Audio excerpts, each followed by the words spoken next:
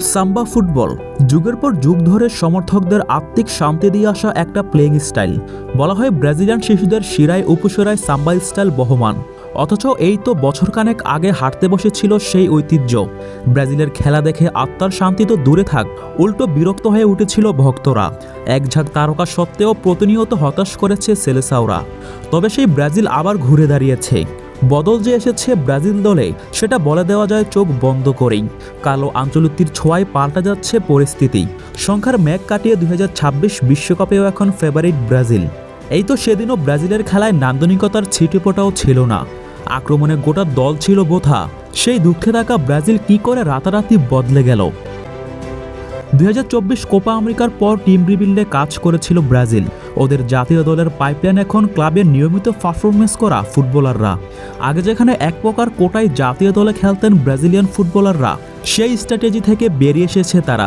Coach Carlo Ancelotti এখন priority দিচ্ছেন ইউরোপে নিয়মিত পারফরমেন্স করা ফুটবলারদের। ব্রাজিল বরাবরের মতো আক্রমণে অপ্রতিরোধ্য হলেও ডিফেন্স আর মিডফিল্ডে চরম ব্যর্থ।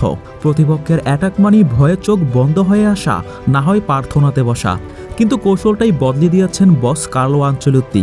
ব্রাজিলে এখন আছে বিশ্বমানের সব তারকা ডিফেন্ডাররা। এছাড়াও মিডফিল্ডে এসেছে নতুন যুগের ছোঁয়া। ক্যাসিমেরো আর পাকেতার উপর একচেটিয়া নির্ভরশীলতা এখন অতীত। ব্রুনো গুইমারেস আর তরুণ আন্দ্রে সান্তোস, জোয়া গোমেস আর আতালান্তার এডারসন, এই চারজন মিলে ব্রাজিলের মিডফিল্ডে তৈরি করেছে এক নতুন ভারসাম্য। একদিকে বল কন্ট্রোল, অন্যদিকে প্রেসিং, সবকিছুই এখন অনেক বেশি সংগঠিত।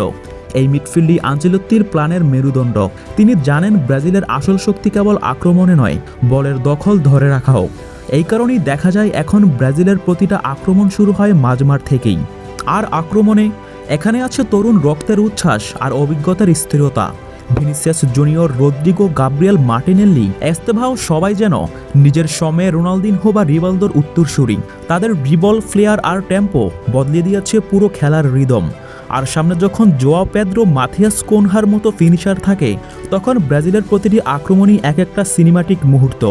তাই তো এখনকার ব্রাজিল শুধু আক্রমণ নয়, ভারসাম্যপূর্ণ একটা দল, যাদের ফুটবলে আবার ফিরে এসেছে আগ্রাসন, আবেগ আর নান্দনিকতা, যা একসময় জাগোবনেতু নামে পরিচিত ছিল। 2026 বিশ্বকাপের মঞ্চেই দেখা যাবে সেই হারিয়ে যাওয়া সাম্বা স্টাইলের পূর্ণ প্রত্যাবর্তন।